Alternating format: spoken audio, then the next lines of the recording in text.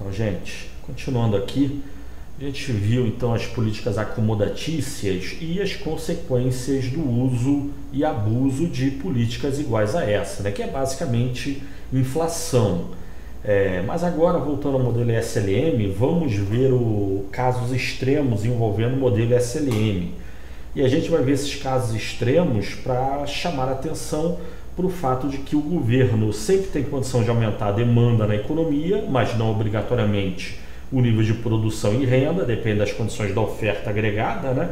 Mas o governo sempre é capaz, através ou de política fiscal ou de política monetária, de impactar o nível de demanda agregada na economia. Às vezes a demanda agregada é incapaz, a política fiscal é incapaz de afetar a demanda agregada. Nesses casos, a política monetária é eficaz. Em outros casos, a política monetária é incapaz de afetar a demanda agregada, mas para esses casos o governo pode utilizar a política fiscal.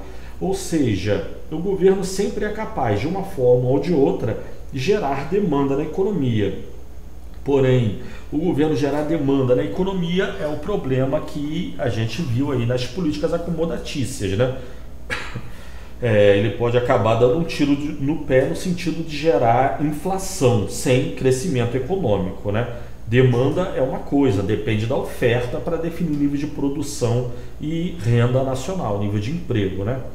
Mas enfim, vamos considerar o primeiro caso, que seria o impacto do aumento de gastos públicos sobre o equilíbrio no modelo SLM, considerando que a sensibilidade da demanda de moeda aos juros é infinita, né? Ou seja, a demanda de moeda é especulativa, o que significa dizer que a sensibilidade da demanda de moeda à renda tende a nulo, ou seja, as pessoas querem dinheiro para guardar.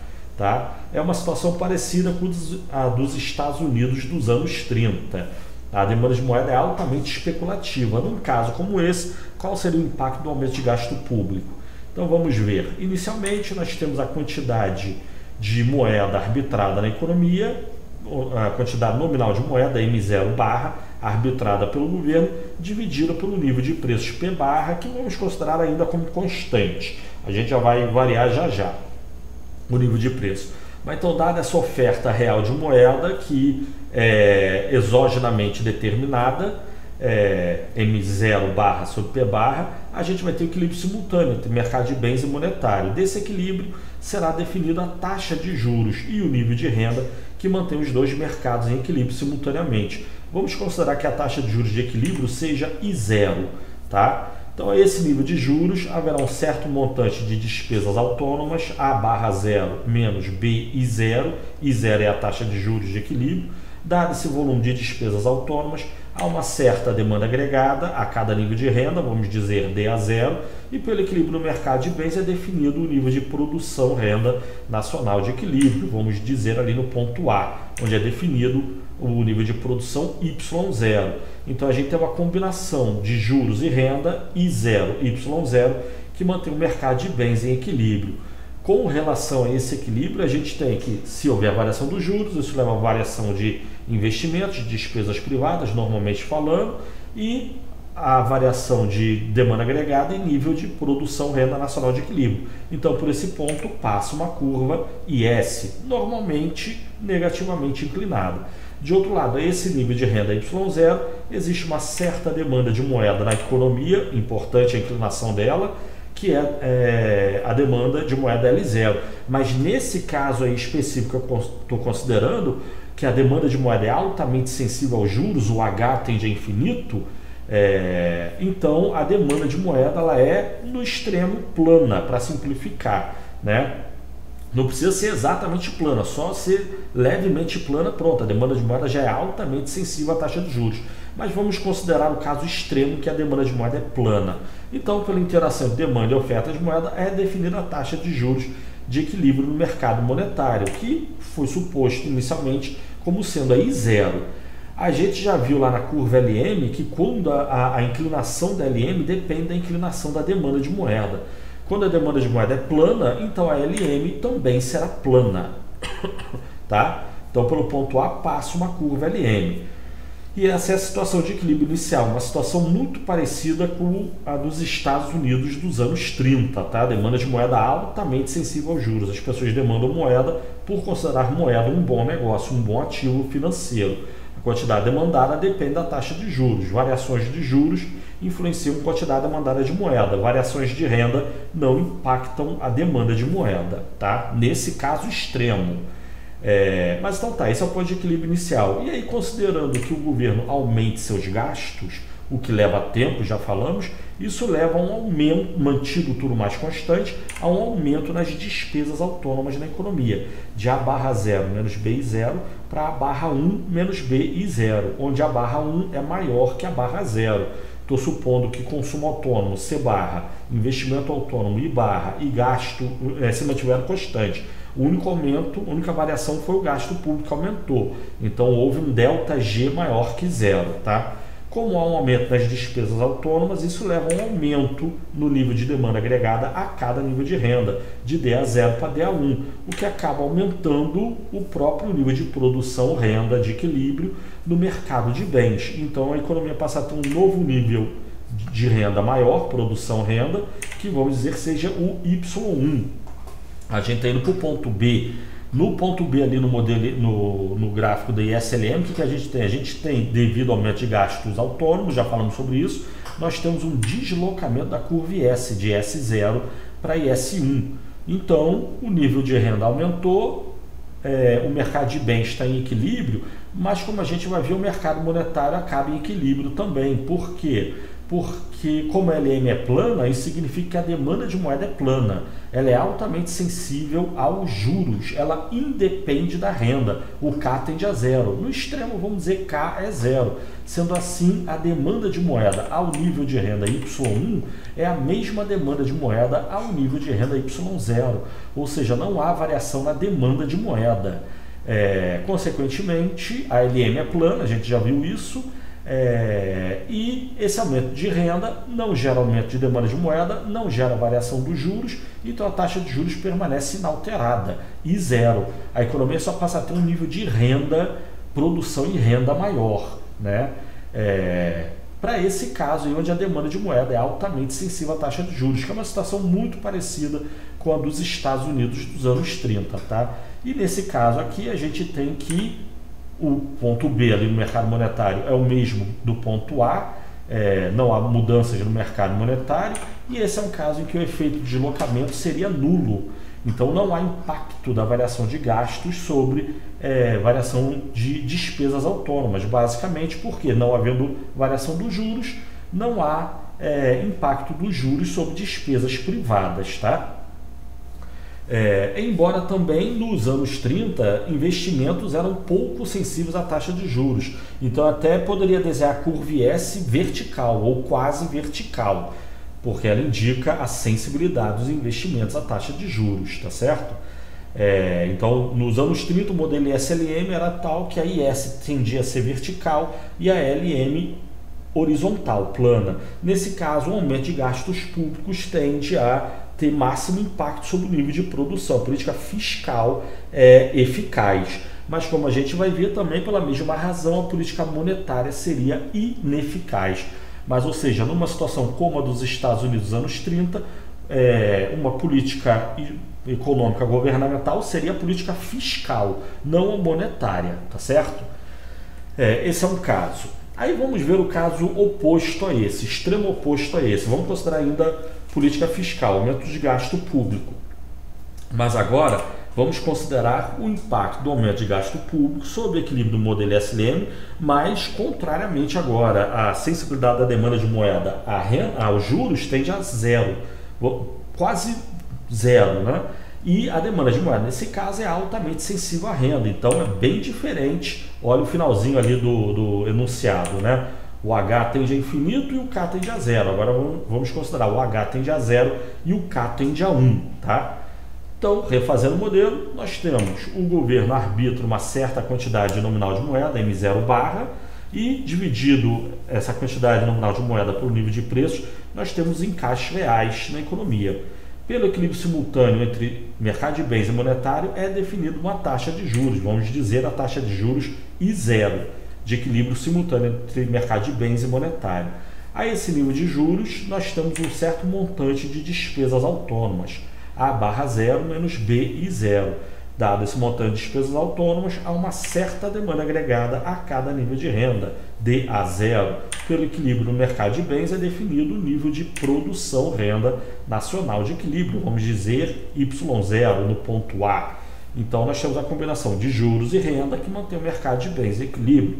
Caso haja variação de taxa de juros, isso leva a variação de investimentos ali nas despesas autônomas, demanda agregada e nível de produção renda nacional demandado de equilíbrio. Então, pelo ponto A passa uma curva IS. A relação entre juros e despesas na economia é negativa, né? De outro lado, a esse nível de renda no mercado monetário, nós vamos ter uma certa demanda de moeda. Só que nesse caso aqui, a demanda de moeda é insensível à taxa de juros, é altamente sensível à renda. Então, ao contrário do que a gente viu no slide anterior, agora com as demandas de moeda, em vez de ser plana, ela é quase vertical. No extremo seria vertical, né? Mas vamos desenhar quase vertical. Eu só não vou desenhar vertical porque vai ficar difícil de distinguir a demanda de moeda da oferta. Embora o correto seria eu botar uma oferta de moeda positivamente inclinada. Aí eu poderia desenhar a demanda de moeda vertical, né? Mas, como de costume, vamos considerar a oferta de moeda arbitrada pelo governo. A gente também já falou sobre isso está errado, né? No mundo real, a oferta de moeda é positivamente inclinada. Mas vamos botar uma curva de demanda de moeda altamente sensível à renda. Então ela é quase vertical, no extremo vertical. Então, pelo equilíbrio, pela interação entre demanda de moeda e oferta de moeda, é definida a taxa de juros de equilíbrio no mercado monetário. Por suposição, ali no ponto A, seria a taxa de juros I0 inicial, tá certo? E agora a gente tem o quê? Que a gente sabe que havendo variações de renda, isso leva a grandes variações na demanda de moeda. Dada a oferta de moeda, nesse caso em que a demanda de moeda é altamente sensível à renda e insensível aos juros, isso leva a grandes variações na demanda de moeda e grandes variações dos juros. Então, por esse ponto A no modelo SLM, passa uma curva LM e ela é quase vertical, tá certo? Então tá, esse é o ponto de equilíbrio inicial. E agora, se o governo elevar seus gastos, novamente, isso leva a aumento de despesas autônomas, aumento de demanda agregada a cada nível de renda e a definição de um novo equilíbrio de nível de produção renda nacional de equilíbrio, demandado. No ponto B, vai ser mantido tudo mais constante, o nível de renda Y0'. Isso equivale no modelo SLM a um deslocamento da curva IS, de S0 para IS1, tá certo? Então o mercado de bens estaria em equilíbrio, só que no mercado monetário surgiria um desequilíbrio. Qual é o desequilíbrio? É que esse aumento do nível de renda tende a aumentar muito a demanda de moeda, de L0 para L0'. Isso levaria a um surgimento de uma situação de desequilíbrio, excesso de demanda de moeda e uma pressão por elevação de juros. Na medida que taxa de juros aumente, isso leva à redução de despesas privadas que dependam dos juros, fundamentalmente investimentos, o que leva à redução de despesa autônoma e demanda agregada. Já falamos sobre isso, é o efeito deslocamento. A variação do gasto público, nesse caso, leva à redução de despesas privadas. Mas então há uma tendência aí nessa situação à elevação de juros no mercado monetário. No caso, os juros vão subir até, vamos dizer, aquele ponto de equilíbrio, novo ponto C, de equilíbrio simultâneo entre mercado de bens e monetário, onde a taxa de juros é I1. Como a taxa de juros é I1, a gente vai chegar nela porque tanto o mercado de bens quanto o monetário vai haver alteração no equilíbrio, né? No mercado de bens, o que a gente tem? A gente tem que essa elevação dos juros faz com que haja uma redução de investimentos, que eu já falei, despesas privadas que dependem dos juros, despesas autônomas e daí redução de demanda agregada. A cada nível de renda, a demanda cai de D a 0' para D a 1. E pelo equilíbrio no mercado de bens, ali no ponto C, é definido um novo nível de renda nacional de equilíbrio, que será menor do que o Y0'. O nível de produção renda nacional de equilíbrio seria o nível Y1, está em equilíbrio ali no mercado de bens, tá certo? De outro lado, então o mercado de bens tem equilíbrio no ponto C, mas de outro lado, no mercado monetário, o que a gente tem? Que o nível de renda, de qualquer forma, ele é maior que o inicial, o que leva a um aumento na demanda de moeda. A demanda de moeda passa a ser a L1, né? E pela interação entre demanda de moeda e oferta de moeda é definido o equilíbrio no mercado monetário, no ponto C, né? Então, a taxa de juros de equilíbrio simultânea no mercado que mantém simultaneamente o mercado de bens e monetário em equilíbrio é a taxa de juros I1. E o nível de renda também que mantém simultaneamente o mercado de bens e monetário em equilíbrio seria o nível de renda Y1. Só que nesse caso é bom você pegar essa imagem e comparar com a imagem final que a gente viu no slide anterior, né? O nível de renda aí, no slide anterior o nível de renda cresceu, aqui o nível de renda cresceu também, mas não tanto quanto no slide anterior. No slide anterior não houve efeito de deslocamento, aqui nesse caso o efeito de deslocamento é máximo, entre aspas, né? Para ele ser máximo o nível de renda deveria cair a Y0, no caso não caiu a Y0, mas o efeito de deslocamento é muito grande nesse caso, tá certo? Mas enfim, numa situação em que a sensibilidade da demanda de moeda à renda é grande, então a curva de demanda de moeda é quase vertical e tende a vertical, e são situações em que o efeito de deslocamento é máximo. O governo utilizar política fiscal para aumentar o nível de renda e produção demandado seria algo ineficaz. Nesse caso, numa situação como essa, em que a sensibilidade da demanda de moeda aos juros tende a zero, o governo tem que adotar política monetária, não política fiscal. Então, no slide passado, a gente viu a política fiscal é eficiente. E ficou subentendido, mas vamos rever o gráfico, que a política monetária é ineficaz. A política fiscal, no caso passado, é eficaz, a política monetária é ineficaz. Nesse caso aqui, a política fiscal é ineficaz. Para o governo fazer uma política de crescimento de demanda, ele deveria adotar política monetária, mas é o que a gente vai ver aí no próximo vídeo, tá certo? Mas, ou seja, aqui a gente viu o impacto do aumento de gasto público em duas situações diferentes. Com a demanda de moeda especulativa, política fiscal é eficaz. Com demanda de moeda transacional, política fiscal é ineficaz. Caso a política fiscal seja eficaz, a monetária vai ser ineficaz. Se a política fiscal é ineficaz, a monetária vai ser eficaz. Tá certo? Mas vamos falar de política monetária agora no próximo vídeo. Valeu então, tchau.